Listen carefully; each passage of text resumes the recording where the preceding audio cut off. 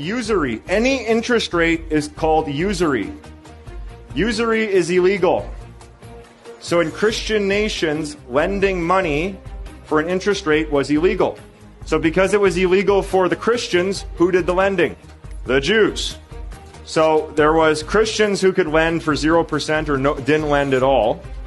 And then these people called the Jews would come over and start lending money. They would start charging money. And in a couple generations, guess what would happen to the economy? The Jews owned everything. And then guess what the king did? Rounded them up and threw them out of the country. Then they go to the next country, and what would they do? Same thing. And what would that king do? Round them up, kick them out of the country. This went on for thousands of years.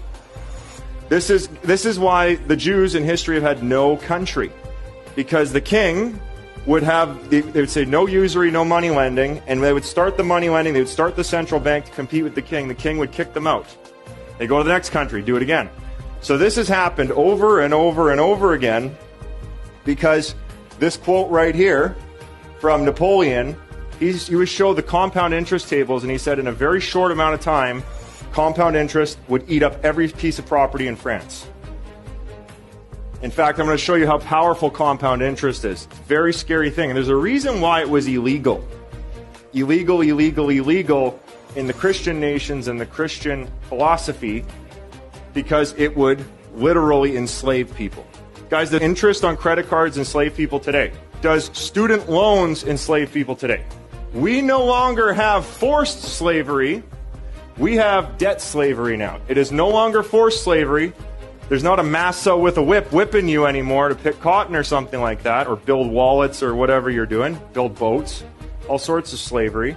We now have debt slavery, where somebody prints money and you now have to pay the money back plus interest. Okay, so Pareto's principle.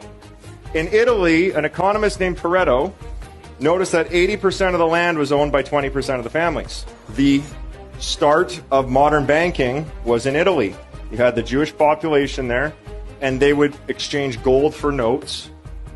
And in Italy, you had the Pareto principle, where 80% of the land was owned by 20% of the people. Who's heard of the 80-20 rule before? That's from Italy. And I want you to write this formula down. Time times compound interest equals power. And today, when you guys are investing in your game, we're going to be doing 30 years of investing over 3 days. So you got lots of time, and you have compounding numbers. So when you compound numbers over time, that becomes extremely powerful.